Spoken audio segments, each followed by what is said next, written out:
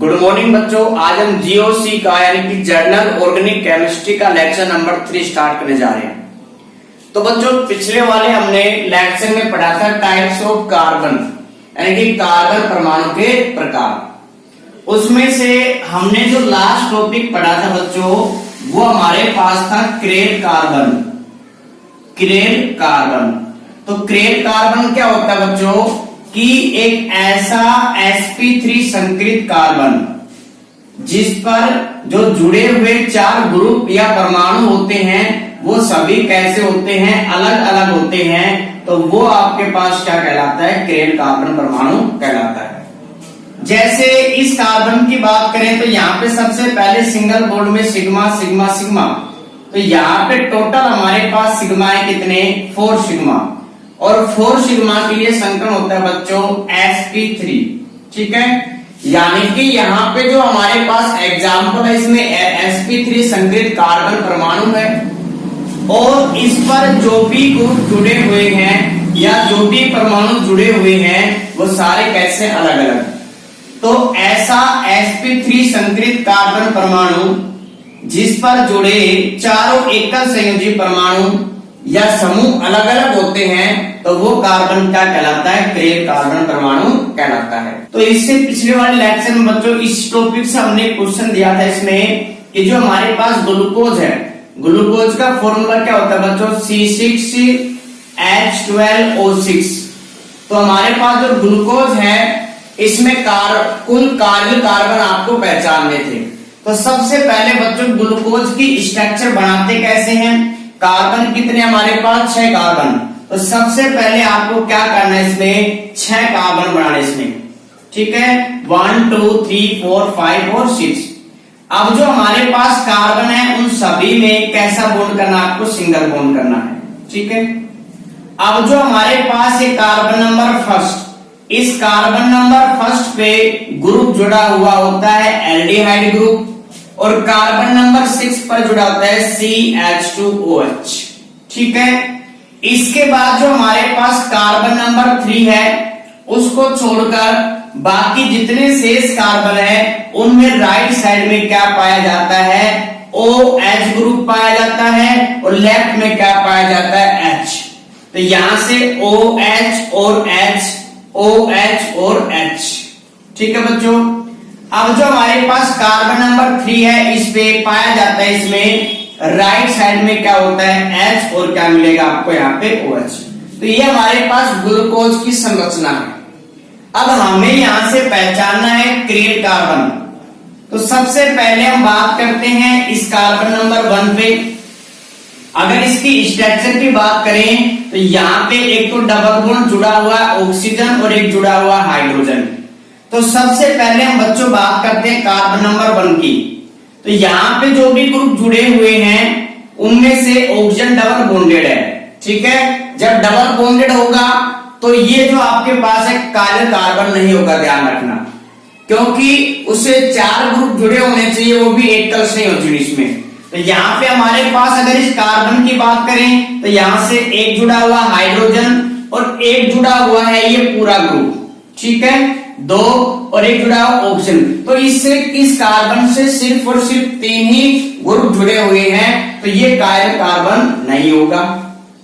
अगर हम बात करें कार्बन नंबर 2 की तो यहां से इसमें एक तो जुड़ा हुआ क्या, हाइड्रोजन परमाणु, एक जुड़ा हुआ है एल्डिहाइड ग्रुप, एक जुड़ा हुआ है हाइड्रोक्सी ग्रुप और एक जुड़ा हुआ है बच्चों ये पूरा ग्रुप। तो अगर कार्बन नंबर 2 की बात करें तो कार्बन नंबर 2 से एकल संयोजी 4 ग्रुप अलग अलग जुड़े हुए हैं। एक फर्स्ट ग्रुप है एल्डिहाइड ग्रुप, हाइड्रोजन ये पूरा ग्रुप और हाइड्रोक्सी। तो ये हमारे पास जो सेकंड कार्बन परमाणु होगा बच्चों ये क्या होगा, हमारे पास क्रेल कार्बन परमाणु, जिसको क्या करेंगे, स्टार लगा के प्रदर्शित करेंगे। ठीक है, अब बच्चों हम बात करते हैं कार्बन नंबर 3, ये इस कार्बन की। तो सबसे पहले इस कार्बन के साथ एक तो ये ग्रुप जुड़ा हुआ है पूरा, एक जुड़ा हुआ है हाइड्रोक्सी और एक जुड़ा हुआ बच्चों ये पूरा ग्रुप और जुड़ा हुआ हाइड्रोजन। यानी कि इस कार्बन से भी जो एक तो ये पूरा ग्रुप जुड़ा हुआ है 1 2 और 3 और इसी के साथ 4 इसमें, यानी कि चारों के चारों ग्रुप कैसे अलग अलग हैं, तो ये कार्बन भी क्या होगा बच्चों, क्रेल कार्बन। कार्बन नंबर 4 की अगर हम बात करें तो एक ग्रुप हाइड्रोजन हाइड्रोक्सी प्लस में ये दूसरा ग्रुप इसमें, तो यहाँ पे हमारे पास ये भी क्रेल कार्बन होगा। इस कार्बन की बात करें तो बच्चों ये भी क्रेल कार्बन होगा। अगर इस कार्बन की बात करें कार्बन नंबर 6 की, तो इस कार्बन नंबर 6 में दो क्या जुड़े हुए बच्चों, हाइड्रोजन। ठीक है, तो यहाँ पे एकल संयोजित 4 ग्रुप तो हैं, एक तो हाइड्रोक्सी ग्रुप जुड़ा हुआ है, एक ये पूरा ग्रुप जुड़ा हुआ है, एक हाइड्रोजन हाइड्रोजन, लेकिन ये दोनों ग्रुप अलग अलग नहीं है, ध्यान रखना। ठीक है, अगर चारों ग्रुप में से अगर 2 ग्रुप सेम हो जाते हैं तो वो भी आपके पास क्रेल कार्बन नहीं होगा, क्योंकि बच्चों क्रेल कार्बन के लिए कंडीशन थी कि sp3 संकलित होना चाहिए। अगर इस कार्बन के संगठन की बात करें तो 1 सिग्मा 2 सिग्मा 3 4 टोटल 4 सिग्मा है, तो संकलन क्या होगा बच्चों, sp3 ही होगा। लेकिन जो चारों ग्रुप है वो अलग अलग नहीं जुड़े हुए हैं। तो जो हमारे पास ग्लूकोज है उसमें टोटल कायल कार्बन कितने हैं, 1 2 3 और 4 कायल कार्बन है। ठीक है बच्चों, तो ये हमारे पास ये जो आपको एग्जाम्पल दिया गया था, आपको क्या करना था, घर पे करना था इसका एग्जाम्पल, और ये क्या होगा इसका आंसर। ठीक है, तो जो हमारे पास ग्लूकोज है, जो ग्लूकोज है उसमें हमारे पास टोटल कितने कार्बन पाए जाते हैं, क्रेल कार्बन 4 क्रेल कार्बन पाए जाते हैं। अब इसके बाद बच्चों हमारे पास एक टॉपिक रह गया था, उस टॉपिक का नाम हमारे पास है एनामेरिक कार्बन। यानी कि जो हमने जितने भी कार्बन के टाइप पढ़े थे उनमें से एक कार्बन हमारा छूट गया था, वो है एनामेरिक कार्बन। तो एनामेरिक कार्बन को पढ़ने के लिए सबसे पहले आपको क्या करना है बच्चों, जो ये ग्लूकोज है इसकी आपको चक्रीय संरचना बनानी है। ठीक है, अब चक्रीय संरचना कैसे बनाते हैं आप उस चीज को समझना ध्यान से, कि एक तो कार्बन नंबर जो हमारे पास 1 और कार्बन नंबर 5 पे फोकस करना बच्चों। आप कार्बन नंबर 5 पे हमारे पास जो हाइड्रोक्सी ग्रुप है उसके पास क्या पाए जाएंगे बच्चों, लोन पेयर पाए जाते हैं, और जो हमारे पास एल्डिहाइड ग्रुप है उस पे भी क्या पाए जाते हैं, लोन पेयर पाए जाते हैं। अब कार्बन और ऑक्सीजन में से ऑक्सीजन की विद्युतीयता अधिक होगी, तो ये जो हमारे पास बॉन्ड के इलेक्ट्रॉन है किस पे शिफ्ट हो जाएंगे, ऑक्सीजन पे, जिसकी वजह से बच्चों इस ऑक्सीजन पे चार्ज क्या आएगा, माइनस का, और इस कार्बन पे चार्ज क्या आएगा, प्लस का। अब ये जो लोन पेयर है ये क्या करते हैं, इस कार्बन से संयोग करेंगे, और ये जो हाइड्रोजन है ये H+ के रूप में निकल के और कहां पे जुड़ जाएगा, इस ऑक्सीजन से। ठीक है, तो क्या मिलेगी बच्चों, हमें एक चक्रीय संरचना प्राप्त होती है। तो सबसे पहले बच्चों हम बात करते हैं इसकी चक्रीय संरचना। कार्बन हमारे पास कितने बच्चों, 6 कार्बन हैं, तो 1 2 3 4 5 और 6 कार्बन है। 6 वाले कार्बन पे क्या जुड़ा हुआ है, CH2OH, और बाकी हमारे पास जो कार्बन नंबर अगर फर्स्ट की बात करें तो यहाँ पे जो हमारे पास पाई बंद के इलेक्ट्रॉन है वो किस पे आ गए, इस ऑक्सीजन पे आ गए, इसलिए चार्ज आया माइनस का। तो यहां से जो H है वो चला जाता है किसके पास, ऑक्सीजन के पास, और क्या बढ़ जाएगा, OH, और क्या बढ़ गया यहाँ पे H। ठीक है, ये कार्बन नंबर हमारे पास कौन सा बच्चों, कार्बन नंबर 1 है, ये कार्बन नंबर 2, कार्बन नंबर 3 4 5 और 6।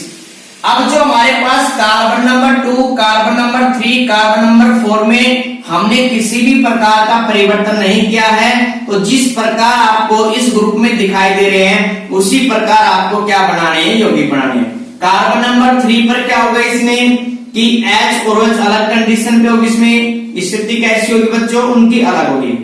अब यहाँ पे हमारे पास ये हाइड्रोजन जा चुका है इस ऑक्सीजन के पास, तो कार्बन नंबर 5 और कार्बन नंबर 1 जुड़े हुए हैं और उनके बीच में क्या है, ये ऑक्सीजन है।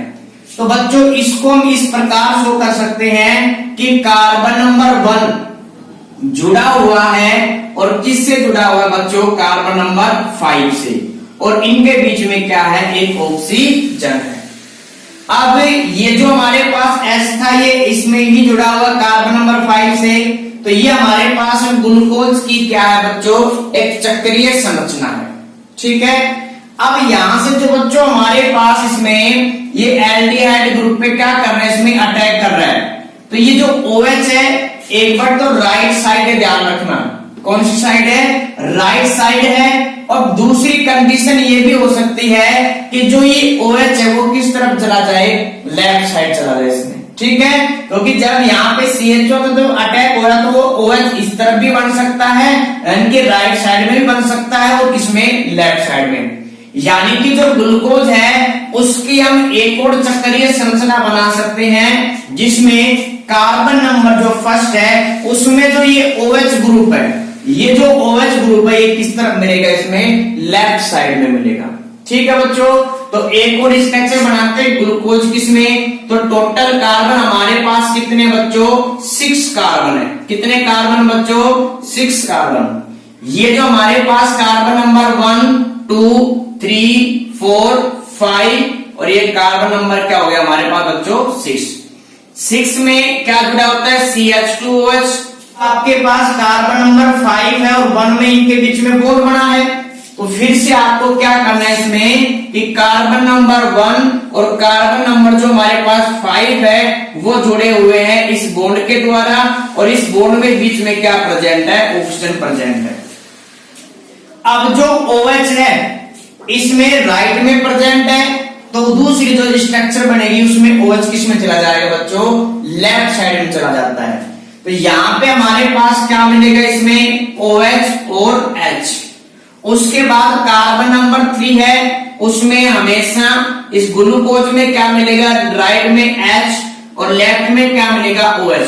बाकी जो ग्रुप बच गए हमारे पास उसमें आपको क्या करना है इसमें कि जो राइट साइड है वहां पे OH और लेफ्ट में H, OH और H, और यहाँ पे क्या आ गया बच्चों, H। अब आपको ये जो हमारे पास संरचना है ये ग्लूकोज की ही संरचना है, इसका नाम होता है बच्चों कि alpha D plus glucose, alpha D plus glucose. और बच्चों इसका नाम क्या होता है, बीटा डी प्लस ग्लूकोज। तो बच्चों ये हमारे पास ग्लूकोज की स्ट्रक्चर है।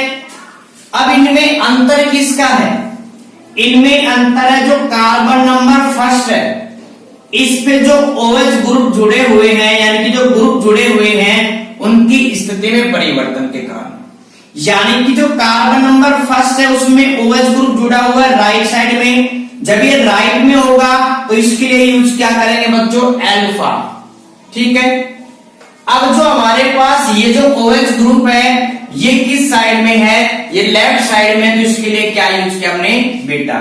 तो यानी कि ग्लूकोज के हमारे पास 2 स्ट्रक्चर हैं, एक हमारे पास है अल्फा डी प्लस ग्लूकोज और दूसरा हमारे पास है बच्चों बीटा डी प्लस ग्लूकोज। इन दोनों स्ट्रक्चर में जो अंतर है वो सिर्फ एक कार्बन की वजह से है।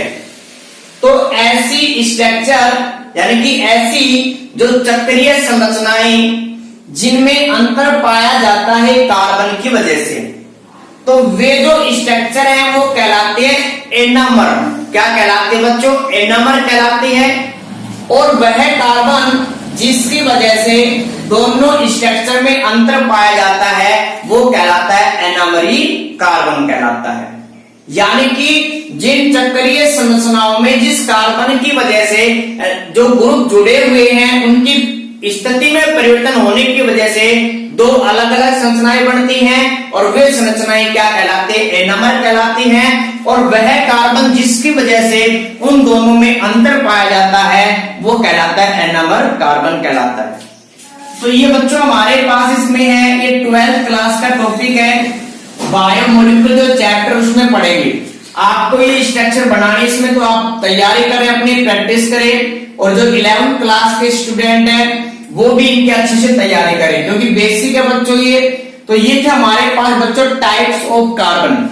फर्स्ट हमने पढ़ा था इसमें 1 डिग्री, 2 डिग्री, 3 डिग्री और 4 डिग्री कार्बन परमाणु। सेकंड पढ़ा था मैंने बच्चों अल्फा, बीटा और गामा कार्बन परमाणु। इनके लिए कंडीशंस होती है, अगर कार्बन की श्रृंखला से कोई क्रियात्मक समूह जुड़ा हुआ होता है तो ही हम क्या कहेंगे, अल्फा, बीटा, गामा कार्बन परमाणु का यूज करते हैं।